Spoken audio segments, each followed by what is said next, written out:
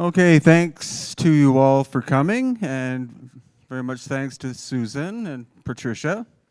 Susan is our geologist that we take everywhere, and she's been able to figure out much more specifically the actual types of stone used in the megalithic structures more than any other geologist in the world, because she's very open-minded, but she's also methodical.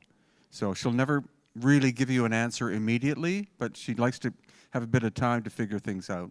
And Patricia is the goddess of metaphysics of ancient Egypt. She's phenomenal.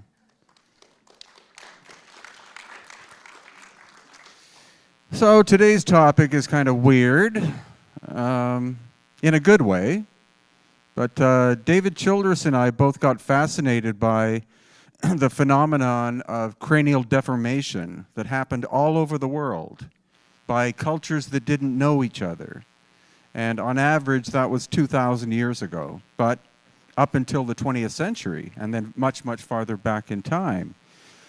And so the big question is why, and in every case, in every culture, it's the nobility whose children had their heads bound at birth to alter the shape to make them look different than the normal population. But how would you come up with an idea like that? Why not just wear a fancy hat or something? Because it's a very dangerous process. And what levels of experimentation were involved to see how fast you could do this, or at what point you killed the child? So this is the book that he and I co-authored. And all of the academics I know of in the world that talk about this subject say 100% of the cases of elongated heads is the result of head binding. But what's this? That's a mummy bundle, and look at the size of the head. This was sent to me 5 days ago. And that, the same, 5 days ago. It's actually located in a city hall in the city of Andahuaylas in the highlands of Peru. And it was my friend Pablo Seminario who sent it to me because he has a fascination for this subject as well. So literally this is the latest. And you see the size of the head compared to the body. That's not simply head binding, because the head is much, much larger than what it should be. So obviously something else is going on. And then this one as well. Look at the size of the head, and look at you see the protrusion on the forehead there. And there is a coronal suture, which is the one that goes across the front, but the one that's supposed to go backwards, the sagittal suture, doesn't exist at all. And any physician who's looked at that has said, I don't understand what this is. You know, I didn't learn this in medical school. But the great thing was that yesterday, I had a neurosurgeon come by my book table, and he looked at that and he just went, that's weird. But then he said, okay, the reason why the suture isn't there is that the body is pre-programmed to have an elongated head. So if there was a suture there, then that couldn't happen. So the lack of the suture means that the skull can continue to grow upwards and then be programmed to turn off. So that's an insight as of yesterday. So again, it's an ongoing thing. There is no end to it. Like the announcement that Nassim and I did today. You know, that's hot off the press kind of thing. So I decided to write my own book about the phenomenon of elongated skulls located in Peru and Bolivia, and to see if all of the cultures, again, is there a source culture where this begins? And then are they all related to one another? And in the meantime, I also wrote a book about Akhenaten, because anytime I would talk about elongated skulls, people would automatically say Akhenaten had an elongated head. It's like, what's this based on? Because his mummy has never been found. But he's trying to tell a story about that. And then I decided to write this one specifically about the Paracas culture of the coast of Peru, because they had the largest elongated skulls of anybody in the world. And they lived from about, they suddenly appear on the coast of Peru around 500 BC, and then they disappear about 100 AD. And when you ask archaeologists, well, where did they come from? Most of them will say, from the highlands of Peru, from the culture of Chavin. And then the next question is, well, did the Chavin bind their skulls? No. So you're trying to tell me that these people moved from the highlands of Peru to the coast and then decided to bind their babies. That doesn't make sense. But the problem is, and actually the weird thing too, is that no archaeologist I know of is actively studying this culture. I mean, it's one of the most bizarre and fascinating cultures in all of Peru, if not the world. I think they're honestly afraid of the subject. Because they had, you know, this group appears on the coast of Peru in desert, where the area gets half an inch of rain a year. And they developed the finest textiles in all of the Americas. They knew the potter's wheel, and they knew metallurgy. And it's like, where did this all come from? You know, there has to be a much more logical, larger understanding behind this. And beyond the Black Sea, because that's what we're going to get into when we get into the DNA results that we've been working on. So I have to dedicate this to my mentor. I spent almost every day for 6 years with him. And he was the world expert of the area, of pre-Columbian culture. Because there were 5 different cultures that lived on the coast. There was the Paracas, then the Nazca, then the Wari, then the Chincha, then the Inca. And so we would go out into the field and we would find artifacts in some cases. In other cases, we would find recently opened tombs of these ancient cultures by tomb robbers. And so Senior Juan would methodically take photographs and send them to the Ministry of Culture of Peru to tell them that, you know, tomb robbing was occurring. And he never got a response from them because he was an amateur. But here he is holding what you can see is a very large baby's head. And strange idea, but Senior Juan had 5 elongated skulls in his collection, and I got on the internet and started to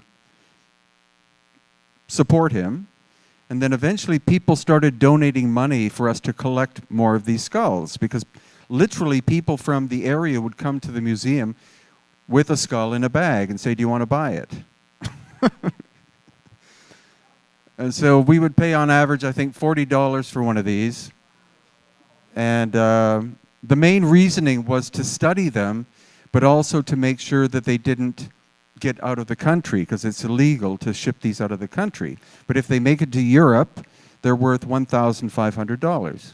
So in that way, we preserved the culture. So you can, it's not only the size of the skull, but look at the color of the hair. When we got it, it was wrapped up in textile. And for 2 years, I asked Senior Juan, can we open it up? And he said, no, this belongs to the culture of Peru, for the Ministry of Culture. And because he did this methodical recording of looted tombs and never got a response, he finally says, to hell with it, let's open it up. So we got a Peruvian archaeologist and a Peruvian forensic dentist to come and unwrapped it. And I thought it was going to have dark red hair, which is genetic to the Paracas, which shouldn't be there. Instead, it turns out to be strawberry blonde. And that is the hair color of that individual when they were alive. No Europeans or people of European ancestry were supposed to have landed on the coast of Peru until the conquistadors. So this is like 1,500 plus years before that. So obviously the migration pattern on the coast of Peru is much more complex than what we've been taught. Like everyone supposedly crossed the Bering Land Bridge and walked their way down to Tierra del Fuego. What about seafaring? Maybe? And so that's an exact cast. And the forensic dentist was able to figure out that the individual was about 20 months old and died 1,950 years ago. So this is the standard procedure of head binding from many different cultures. The two on the right are actually the way the Maya used to bind their baby skulls, because the Maya hierarchy did the same thing. And the one on the left is more of the, I think, the Flathead Indians of the west coast of the United States. And these are examples. There's a lady on the left from the Amazon basin in Peru, and you can see her little child on the right-hand side is still showing the marks of where the binding was done. It would, on average, take about 3 years to do this. And then in the middle is a lady from Vancouver Island in Canada. And then on the right, a literal Flathead Indian, which were people who lived in Washington, Oregon, and I think Idaho. Again, solely the noble class of people.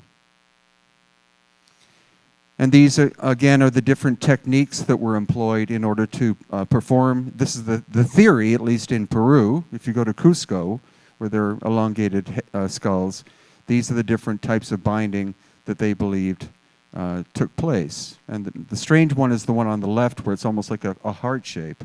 I have no idea how that was done. And again, this kind of binding process. But when we get to the Paracas culture, and that's an example of one on the left-hand side, the volume of the skull is larger than normal. And you can't, no matter what you do, you can't force the skull to increase its volume. It's pre-programmed to close. And so obviously that's some kind of anomaly that we're starting to see. And again, head binding has been found in many parts of the world. Melanesia, Attila the Hun, the mound builders, the megalithic builders, throughout different sites in the west coast of Canada, west coast of the US, into Mexico, and of course the Andeans and the coast of Peru, and as well in parts of Africa. So in terms of Akhenaten, we know very well his bloodline. So he was born Amenhotep III, or fourth. His father was Amenhotep III. And what happened was, he was very, as many of you will know if you've read anything about Akhenaten, he was very rebellious. And he was immersed, because he was nobility, he was immersed in the secret schools of ancient Egypt. So he was given access to the entire history of Egypt, which goes much farther back than dynastic times.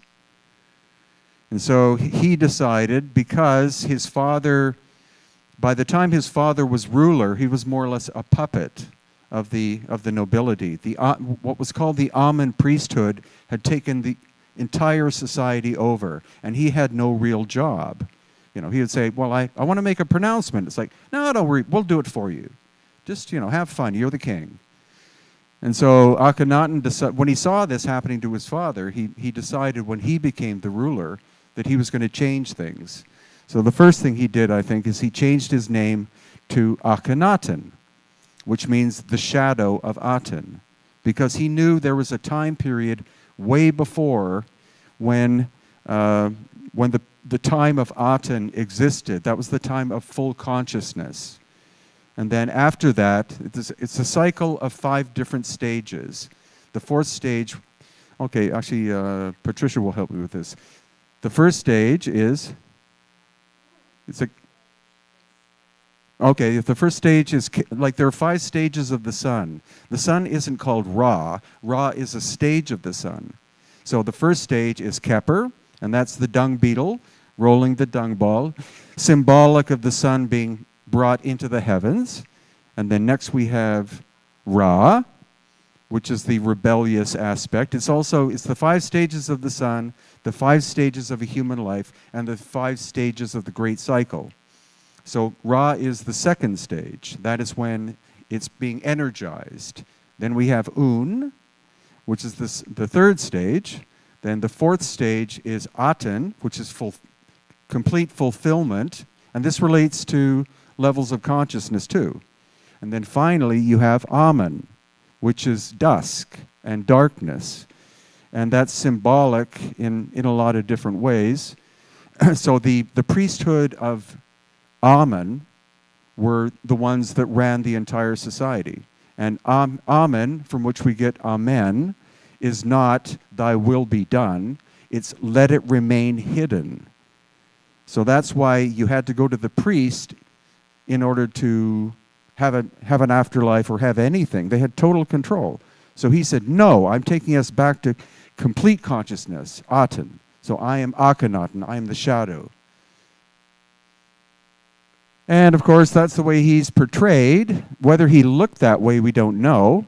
But supposedly, when his sculptors wanted to represent him, he said, depict me as I am, compared to Ramses II, who said, make me look really big and strong and tough. So some people think he looks like a hermaphrodite. But whether he looked that way or not, we just don't know. But he may have suffered from what's called Marfan's syndrome, which is a disease which kind of contorts the way the skeleton and body develop. And that's the symbol of Aten. And Aten, he wasn't, a lot of people will say that he was the one that invented monotheism. He simply brought the concept back from the time of Aten. And the sun was not the god. The sun was the symbol of what the god represents, which is energy. Same thing with the Inca. The Inca didn't worship the sun. They knew the sun was a symbol of the creator. So it's quite a different meaning. And of course, the Amen priesthood left him alone for a while, but then they decided to basically wipe him off the map. They tried to erase the entire history of his existence. So defacing, being removed from kings' lists, stuff like that. And he also moved his capital city from Thebes to a place called Amarna, or Akhetaten. And again, most archaeologists think that he found a virgin piece of territory to do this, but there was a logic behind it. We've been there to Akhetaten, and it's a megalithic site. So again, symbolically, he was bringing the culture back to the time of power, to the time of those who knew how to do incredible things. And that's what the city more or less looked like. And by the time the Amen priesthood took him and Nefertiti and the 6 daughters and murdered them all, then it turned into that. They tried to literally wipe his existence off the map. But these depictions, there's Nefertiti wearing a crown that's a little bit big, and there's him, again, but the daughters are shown with bound heads, and they're elongated. So he's doing something symbolic here. And I think what he was doing, especially with the daughters, it's the busts of the daughters more than him. I think he was making a statement of, this is where I come from. Like, this is my genetic background. I go back to the time of the great ancient ones, and that's what they looked like. And anyway, you would have to have some kind of example to base this on. Inventing that shape would be difficult because anatomically it looks correct if you had an elongated head. And that is actually Tutankhamun. So you can see he did have an elongated head, a depression on the top of his head, and then his cerebellum in the back is distended. And you can go to the Valley of the Kings and see him to this day. But what the officials have done is they put a blanket underneath his head to hide the fact that his head looks different. But we have, there are X-rays that were taken. You can always get around these guys when they try to cover something up. There's always a mistake. So, though the most The area of the world that has the most elongated skulls is Peru and Bolivia. And you can see from that example, photo I illegally took in the back of the Ica Museum, all sorts of different shapes and sizes. And they could represent different levels of the society in terms of binding of the skull. And also, curiously, if you look at this line going this way, the diagonal line, going from Cajamarca down to Potosi, those are the locations of all of the megalithic sites in Peru and Bolivia. They're all in one line. And that's where you also, at every one of these ancient megalithic sites, you find elongated skulls. The other exception is over on the west coast here, Paracas and Cochabamba. So in South America, this is the oldest culture that probably did head binding, and they were called the Chinchorro. They lived on the coast of Chile about 6,000 years ago. But it's tough.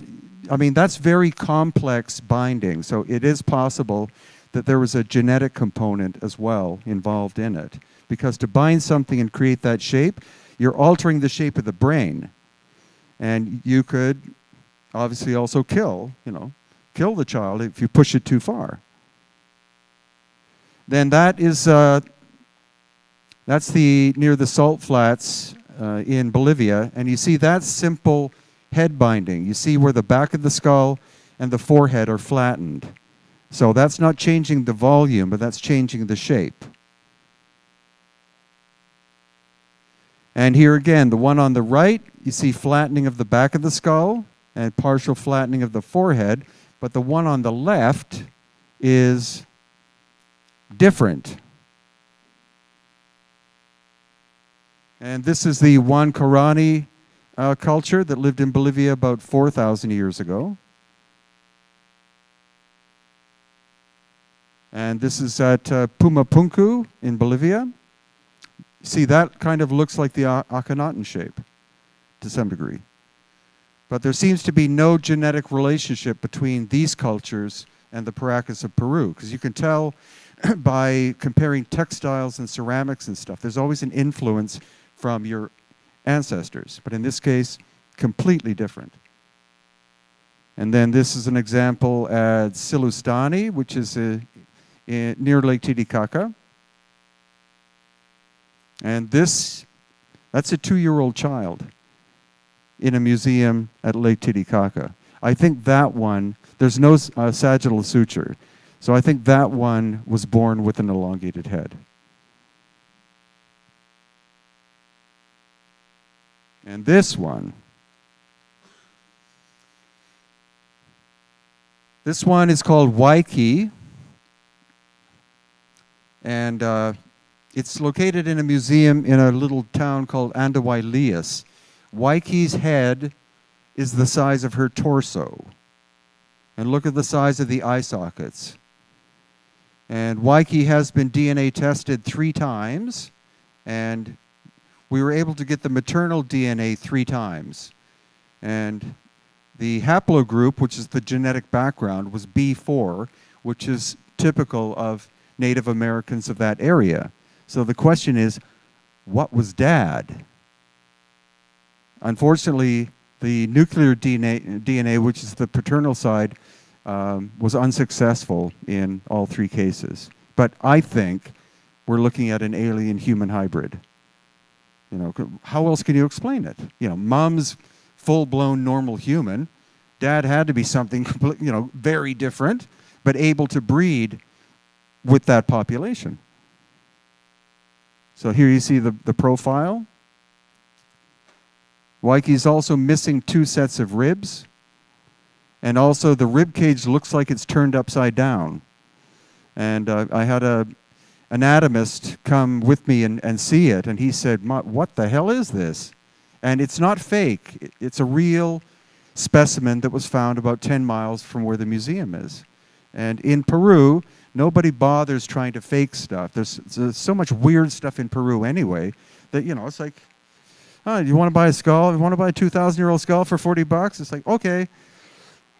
So that's one of the reasons I love living there. It's just, you can get away with anything. Yeah. And the government doesn't care, except when we did the DNA testing. Then they cared a lot. But if you do anything official, it's like in Egypt. It's a nightmare. It's like, oh no, 10 more papers, has to go to 6 more desks, and then come back to me, and I've got my red stamp to put on it. We'll get into the DNA results, but that took 3 years, just because of the bureaucracy, not because of the procedure we were doing. It's just wacko. And then that's the fontanelle, which is the top of the head. And you can see it's not closed. So in a normal baby, that would close at 2 years. So then you obviously say, well, I guess it was about 2 years old when it died. But again, look at the size of the eye sockets. And does a 2-year-old baby have molars? Nope. So again, if you're looking for something like, maybe an alien, but definitely a human something hybrid, you look for anomalies like that. And the teeth by itself is telling you something's really different about this. And also, this one was found in the same cemetery. It was a royal cemetery. And that was a 15-year-old girl. And that rather crude reconstruction was actually done on top of an actual skull. So it's not an artist's interpretation. They just built up from what they were working with. And these are located in what's called the Coricancha in Cusco, which was the Inca Holy of Holies, dated at the 15th century, but they've never been carbon-14 tested. So this again is an archaeologist presuming that it's Inca, and it's from that time period. But one of the odd things here is the one on the far left. You see there's a suture line coming down the forehead, which is not normal whatsoever. And this one, that's about a 1.5-year-old baby that was found in the Cusco area, quite possibly Inca, but look at the size and the shape of it. If you tried to bind to get that shape, you would kill the child. So there has to be a genetic component in it of an ancestry of having an elongated head. And this is in a quarry actually near Ollantaytambo. Look at the one on the right-hand side. Look at the size of it in comparison to most of the others there. Absolutely massive. And this is another baby's head. One of the curious things we're going to keep seeing, again, is this protrusion in the forehead like that. And this one also, I think, is missing its sagittal suture going backwards. And then this is another collection in a town called Wari. You see the one in the middle, and the one to the right behind it, and the one in front on the left-hand side in comparison to the other ones. Like there's a major difference. And you also see a lot of ancient surgery that was like brain surgery that was going on.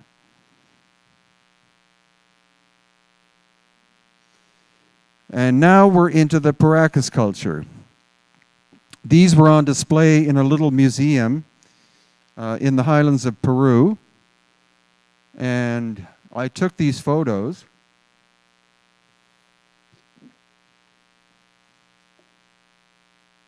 And put them on the internet. And they went completely viral. And then we went back there a couple of years later, and they were taken off display. And I asked the curator, I said, why have you taken them off display? He said, well, we want to preserve them in boxes in the basement, which is called cover-up. But anyway, I got to be able to film and photograph. And look at that. See, again, the head is almost the size of the torso. And I asked him what culture it was, and based on the textile style, he said Paracas. So that means the Paracas weren't simply on the coast of Peru, they were all the way up into the highlands as well. And that's a close-up of the head. That's not simple cranial head binding or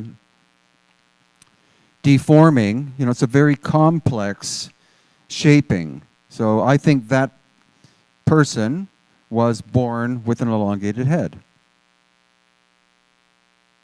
And these are the most classic ones. These are in the Ica Museum in Peru. And they've been called Nephilim and Anunnaki and God knows what. But they were found in there's only one specific area of one cemetery in the world where these are found. And that's half an hour's drive from my house. So you see just the sheer volume of them. And you see the word Chongos on the forehead. That's the name of the cemetery.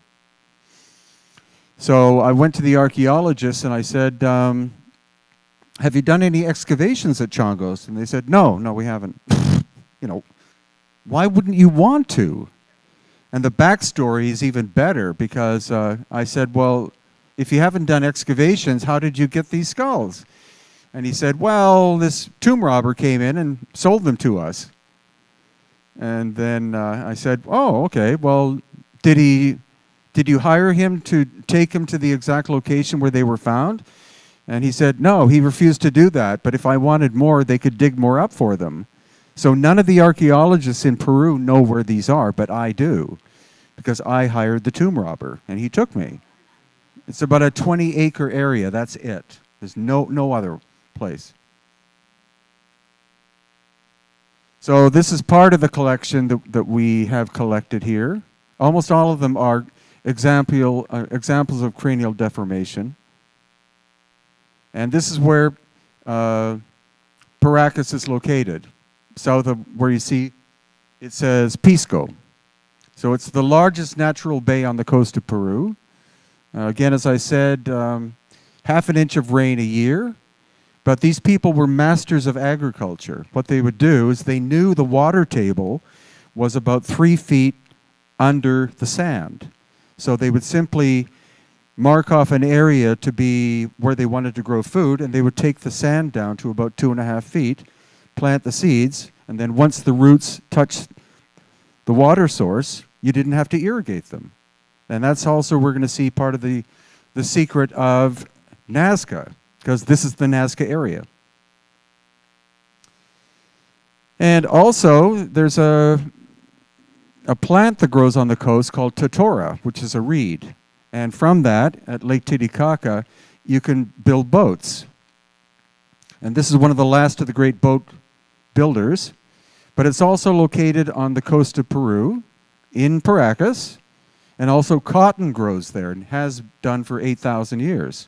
So there you have the raw materials for building a boat or a ship. And what we know, again, it's through the artifacts. This is called spondulus shell. It's only found on the coast of Ecuador. So how would it have gotten from Ecuador to Peru? One way would to be traded from one tribe to another all the way along. The other way would be to build a boat. The wind blows 80% of the time from the south to the north. 20% of the time it blows back south. So I think actually that the Paracas people were master navigators from a lineage, which we'll get into, and they simply would sail up the coast and bring things with them to trade, and they get the spondulus and gold and also emeralds and take them back down home. Because we find those in the archaeological record in Paracas. And this is called the candelabra or candelabro. It's on the side of a mountain. It's 500 feet tall, and it's part of the Nazca system. The Nazca system of geoglyphs and lines go from Paracas all the way to Nazca. That's 200 miles. So most people just know of the so-called Nazca lines, which there are about 30 of, like the hummingbird and the monkey and the what else? Hummingbird, monkey. Well, and spider, exactly. But in between Paracas, where this is, and Nazca is an area called Palpa, and that's where the flat mountains are. And there are 1,600 of these geoglyphs there, much smaller, but very bizarre. Like they're anthropomorphic. There are left-hand turn signals. It's just like the whole landscape is these things. And though this And those were created by the Paracas culture before the Nazca arrived. The Nazca arrived around the time of Christ, and it wasn't a happy experience.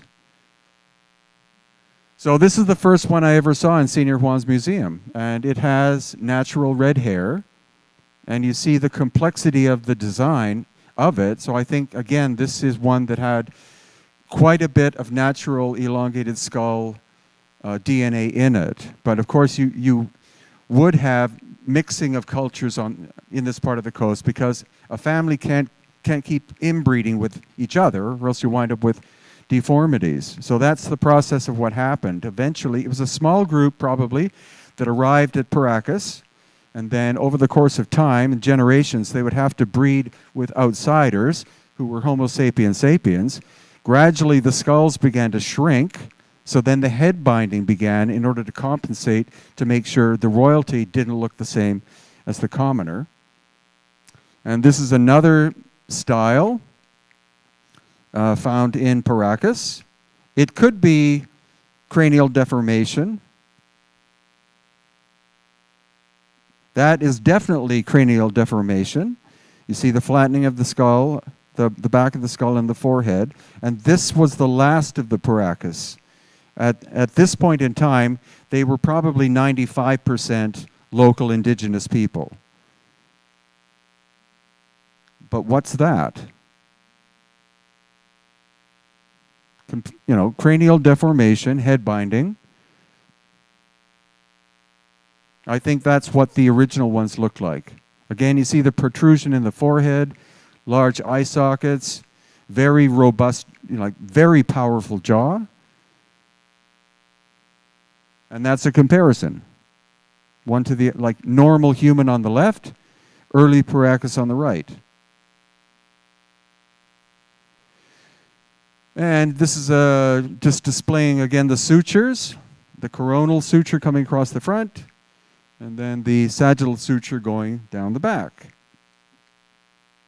And that's an elongated skull. There is no sagittal suture. Even if you look inside the skull, you can't see it. And ossification can happen over the course of time. Like this was a relatively older person, because you see the suture is starting to fill itself in with more calcium carbonate. But the one going backwards, it's simply not there. Also, we have what are called foramen, which are holes in our skulls. That's where nerve and blood flow come out, like to feed the face, because your spine is where the blood flow comes up. And so we have those in our mandible. You see where it says mental foramen. And the Paracas elongated skulls have them in the back. And probably the reason for that is because of the elongated skull.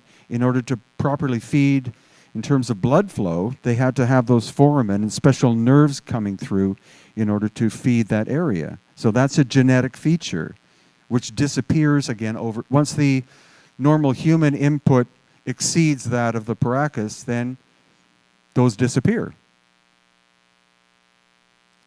And also this protrusion under here, which is where major muscles attach, is quite a bit bigger, because again you have that much larger skull that you're trying to hold up. And also this is called the foramen magnum. That's where your spinal column enters the bottom of your skull. So you see it's right in the balance point, which makes sense in terms of evolutionary development. But with the Paracas, they're an inch or more backwards or back.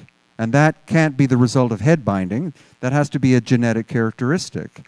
So now we're starting to stray away from these being originally Homo sapiens sapiens, because that is not in anyone you know. And so this is the last of the cemeteries of the Paracas people. All the skulls have cranial deformation, and each one has evidence of a blow to the head. So this was a killing field. And what happened was, getting more and more proof of this, was the Nazca people were people who lived a little bit farther north in a much more arid area. And climate change began to happen on the coast of Peru starting about 2,000 years ago. It started to get slowly drier and drier, and these people were forced out of their homeland. And what you see, you see the green fields in the background. That's agriculture that's 2,000 plus years old. Again, they lowered the elevation to get to the water table. So the Nazca took over, and they slaughtered the nobility of the Paracas, which happens, lots of places, like the Romanov family in Russia. It's like, we're not going to put you in jail, we're just eradicate you. And then the Nazca take over the area. And the mystery of the Nazca disappearing about 500 AD is not because the spaceships came down and picked them up, it's because they didn't know how to farm very well. And as the area became more and more desert-like, they had to evacuate and go to the highlands of Peru, where there's lots of water.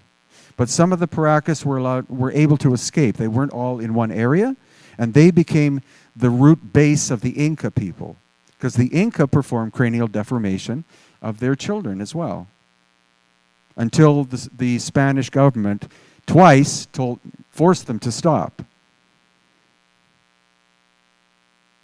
So that's the famous astronaut. And the astronaut is actually three-dimensional. So that was created by the Paracas people. All of the enigmatic ones were done by the Paracas. The things like the spider's kind of obvious, but that one was made by the Paracas, and that is in Nazca. So that means the Paracas were all the way down into Nazca. So they must have developed a pretty big population over the course of time.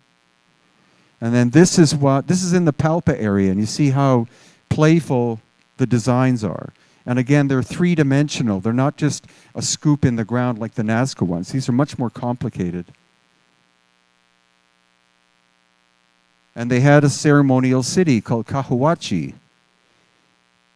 And it's one of the largest ceremonial adobe cities in the world, which I'm sure most of you haven't heard of, but if you go to Nazca, you can visit it. This is one of 30 massive adobe temples they built. And found there during the excavations during the Nazca time, because the Nazca, of course, took over the ceremonial city, is they found the elongated skulls used as trophy heads. And what they now believe the Nazca did is, as they were screwing up their environment because they didn't know how to farm properly, they also defoliated the entire area. It was like African savanna with these trees which fixed nitrogen into the sand. So that's how you could get good agricultural production. But they chopped them all down to make fancy pottery. So they wiped themselves out. And what's believed now is that they dug up the ancient Paracas skulls and they used them for divination purposes, praying that they would bring the knowledge of agriculture and rain back. But that didn't work. And that's what a natural Paracas skull looks like. You see the dark red hair. Two hair experts have examined many examples of the red hair. And it's thinner than Native American hair. It's of a different cross-section shape. And it's naturally dark red. So that is Caucasian. So that means maybe the Paracas came from somewhere else. And that, again, there's the baby on the right-hand side that we saw earlier. Unfortunately, a mold was made of it, and the guy, Joe, who was making the mold, he sprayed some kind of chemical onto the skull so it wouldn't stick to the mold, and the hair, and within 5 minutes, the hair went from being strawberry blonde to that darker color. But on the left-hand side is a 1-year-old normal human baby. On the right, a 20-month-old Paracas. And even their god, who's called Khan. That's where Khan Tiki comes from. Khan is depicted as having red hair. And many more examples of this in some of the ancient cemeteries in that area. Black hair will never bleach by natural methods into red. I mean, you can't bleach it to do that. But Black hair always remains black if it's put into a tomb, especially this environment, which is so dry. It's a perfect place for preservation. So that's what archaeologists will say. They say, well, it's 2,000 years old, black hair turns red. And then you ask someone who's a hair expert, and they say, no, black hair remains black. And there's a blonde one.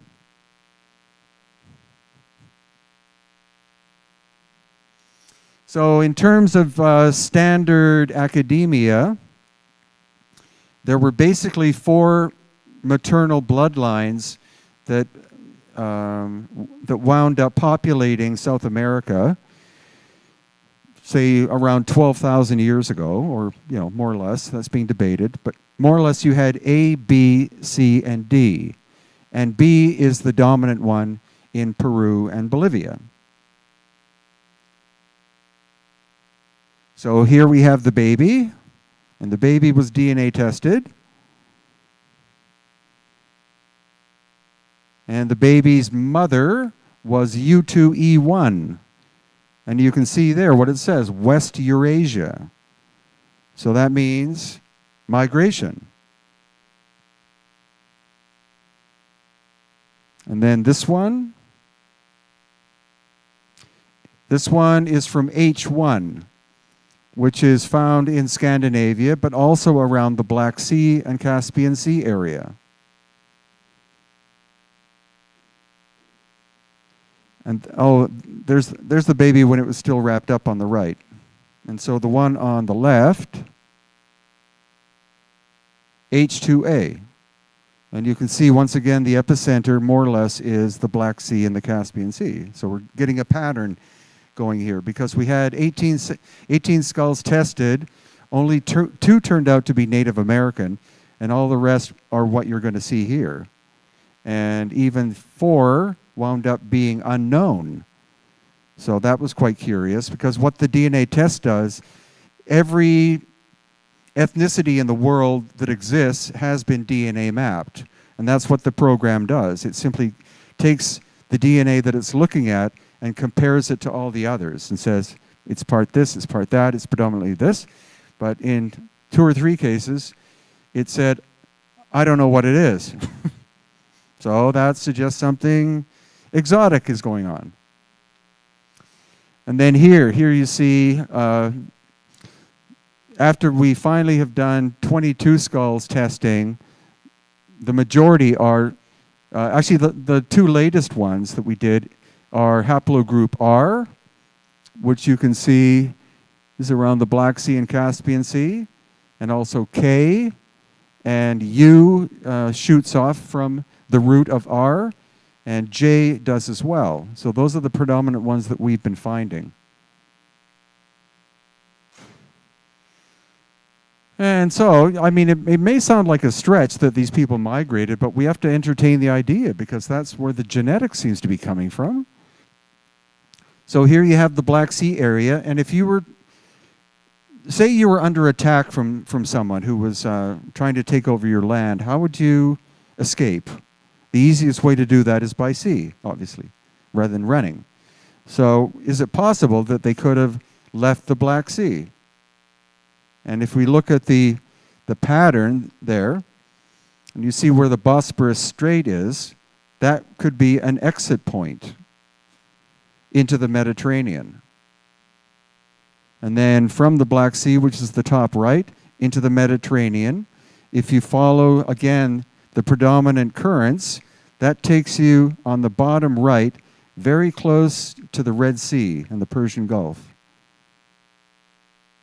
And then from there, if you're able to get into the Red Sea, then during summertime, the currents will push you out of the Red Sea. In the wintertime, push you back in, or back and forth. And then if you're able to leave the Red Sea, then the counter-equatorial current will start to pull you eastward.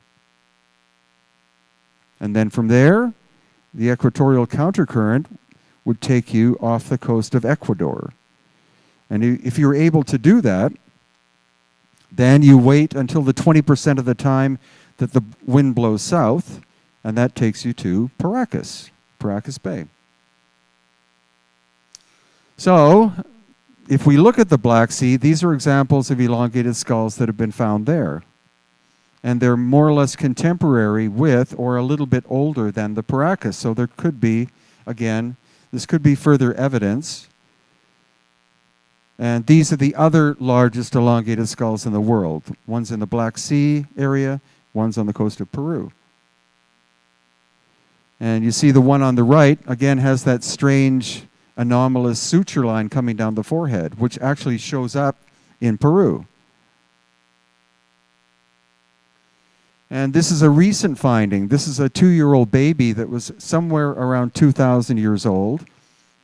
And again, you can see that the skull is almost the size of the torso, so like what we were seeing in Peru. And these are other skulls that were found in the area of the Black Sea.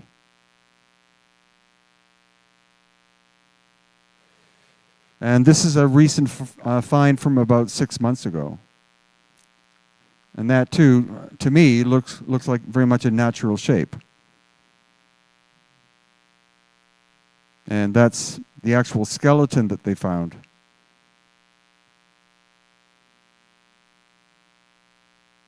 And more.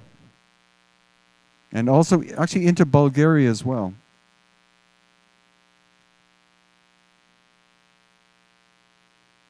So that's the area I think is the possible source of these people, the Crimea.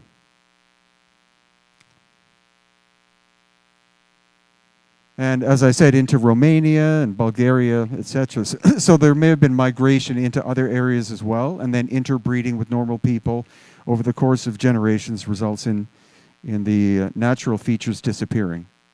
Because you find elongated skulls in Germany, and France, and even at Stonehenge, if some of you went to Maria Wheatley's talk.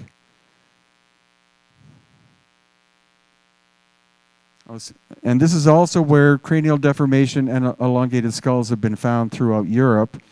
And the most concentrated area is, you can see, right in between the Black Sea and the Caspian Sea.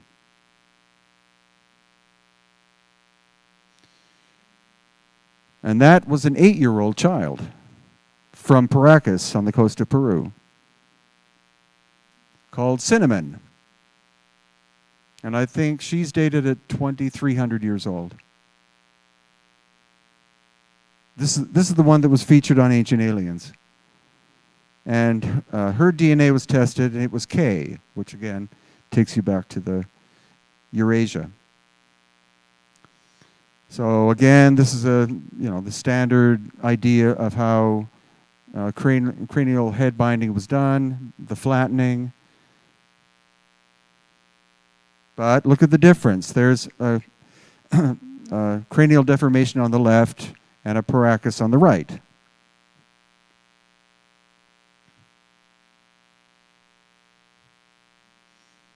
So the question is, what is the, again, this is a very long process we're working on, and it's going and going. It'll keep going.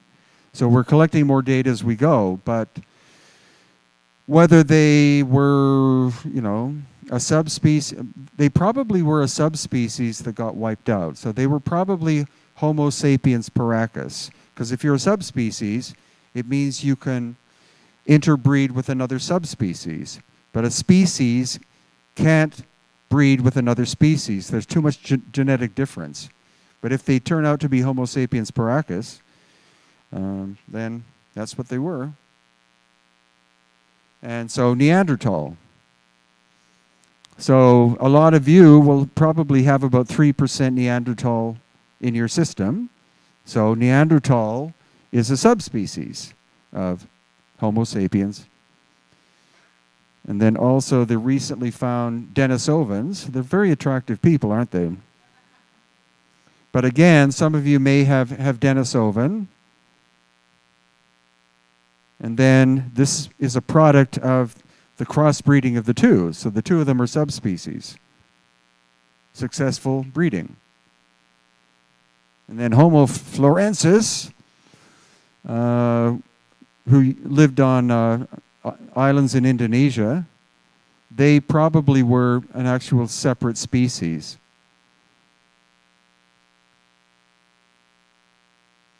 So there's Marcia Moore with an exact casting of the cinnamon skull, and she did facial reconstruction of it, and that's what she came up with, of what the original Paracas looked like.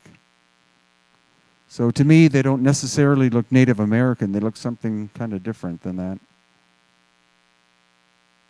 And that's photographs of the actual cinnamon skull. You can see again the bottom left that the foramen magnum is like way back, like an inch back from where it should be if it's a Homo sapiens sapiens. And this is her doing the actual reconstruction.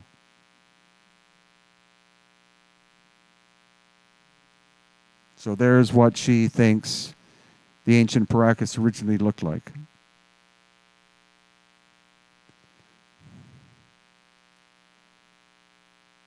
And that's what she thinks the neck structure looked like, because the foramen magnum is half the diameter of a normal human being. And so she thinks the whole skeletal system is different from Homo sapiens sapiens, and that the necks were much longer. So, you know, now the look we're looking at is starting to me to look like a hybrid of some kind, like with very exotic input. And that's just another example. Unfortunately, we haven't been able to study a full mummy yet because they're all in museums, and because I don't have a PhD in archaeology, I'm not allowed access. But since I live in the area, you never know when things show up from people who have private collections that let you examine things like this. Also, the blood type. This was sent to me by a writer called Will Hart, and this was a study done in the 1970s. So for the Paracas, 14 samples were taken, and then the Nazca 5 samples, and the Inca 13 samples, and they were taken from blood off of ancient textiles.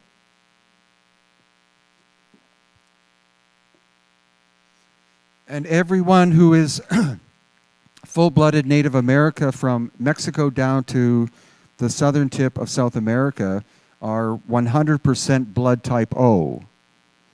So here you see with the Paracas, 28.5% A, 7.1% B, 21.4% AB, and only 43% of O.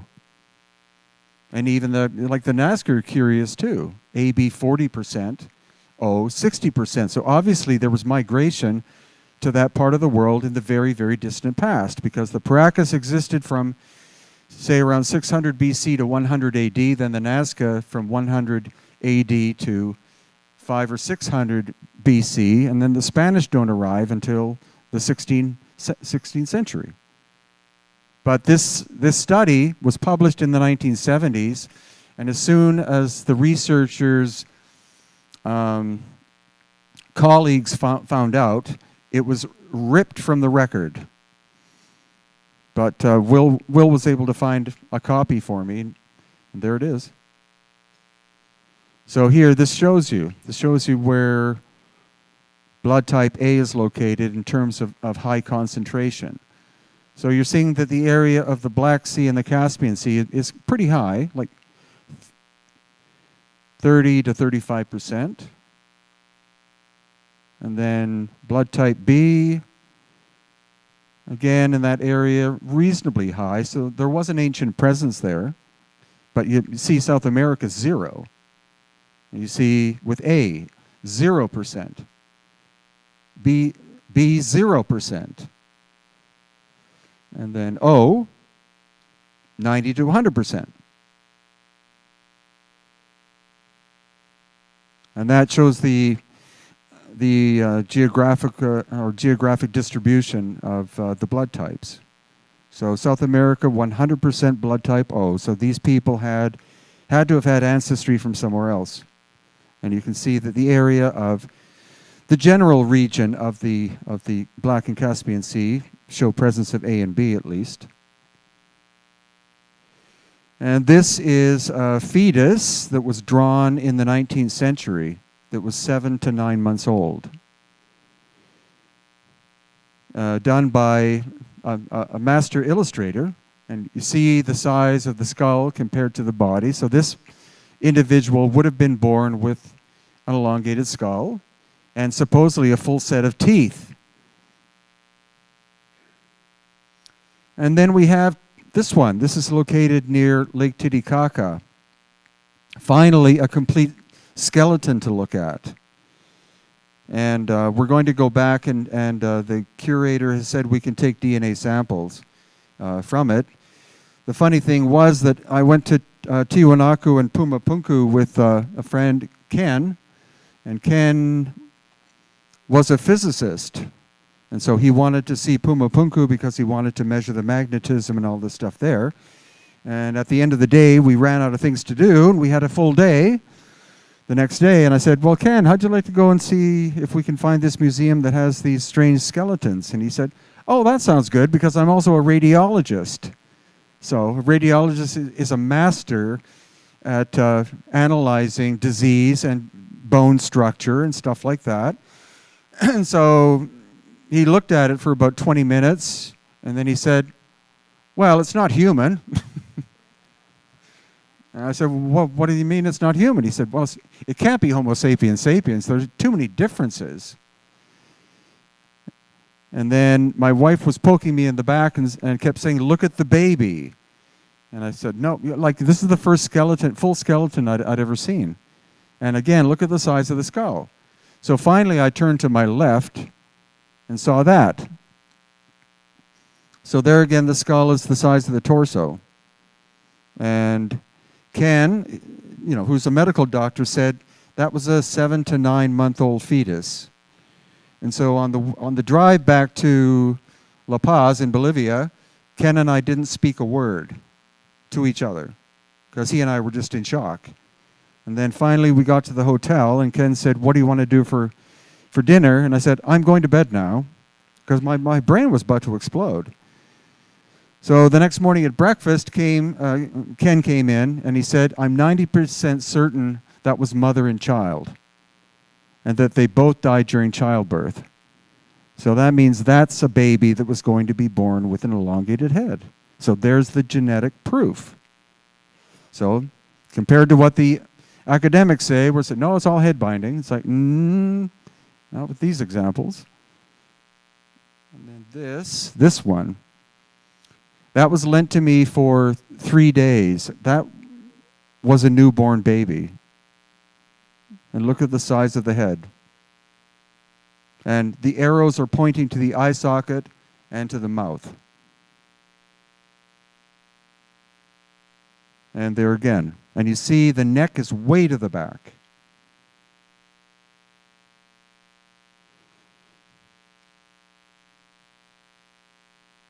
How do I play a video, please?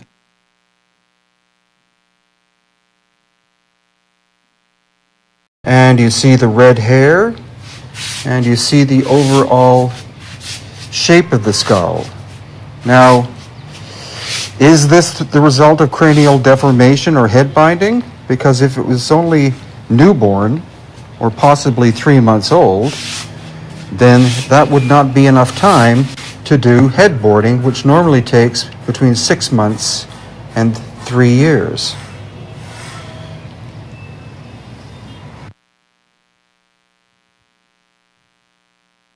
And here we have a frontal view. Okay, now this one.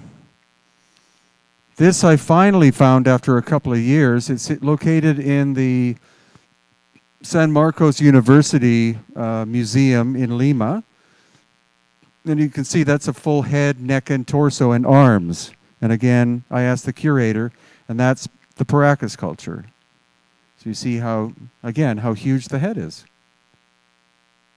That's a close-up. So completely mummified.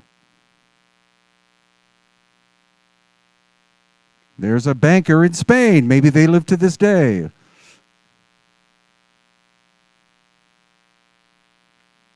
And then this is one more video.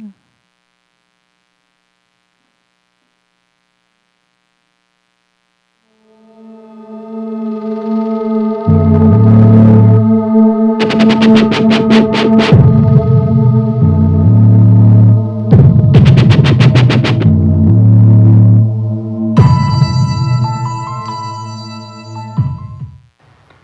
this is Brien Foerster, and there's been an ongoing debate about the elongated skulls of Paracas, Peru. And we're going to see some profound differences here between these two. Now, this one on the left is a Paracas elongated skull, but it looks quite, or actually very similar to a normal human skull. There you see the sagittal suture on top of the skull heading backwards, like every normal human being has. And then when we have a profile shot here, you're going to see the flattening of the forehead and the flattening of the back of the skull. So that is cranial deformation. And that's what academics believe that all of the Paracas skulls are.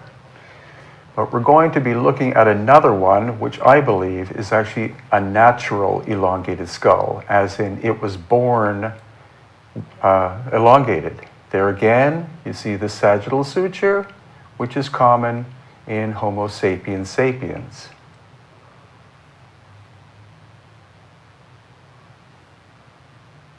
And once again, you can see the shape is different than a typical Homo sapiens sapiens skull, but the volume is more or less the same. So this is a noble person of the Paracas culture with cranial deformation. And now we're looking at this one. You can already see that the skull is larger than the one on the left, and there is absolutely no sign of the sagittal suture whatsoever. This is something that more than 30 physicians who have looked at the Paracas skulls in person can't explain. There has to be a sagittal suture, but it's not there. And as we go in close, or here you also see this protrusion on the forehead. And moving in closer, you see the coronal suture there going across the forehead. But there is absolutely no sign whatsoever of any sagittal suture. And as we look on the back side, you see these small bones, which are not typical of human beings. They are a characteristic of the Inca culture of Peru, but they're also found in the Paracas. Again, no sign whatsoever of the sagittal suture. So here we're going to do another comparison. Again, look at the different shape and size of these two skulls. We do know that they're both from the Paracas culture. They are between 2,000 and 3,000 years old. It's likely that the one on the left is more recent, as in 2,000 years old, and was an elongated skull that bred generation after generation with common-looking people, and hence the need to do the cranial deformation. But it's likely that the larger one that you're looking at on the left here is a natural elongated skull, someone who was born that way. And this will probably horrify some of you, but it is a scientific investigation. And this is a mummified elongated skull of Paracas, Peru. Notice the reddish and even blonde hair. We know now from two hair experts that this is more Caucasian looking hair than it is Native American.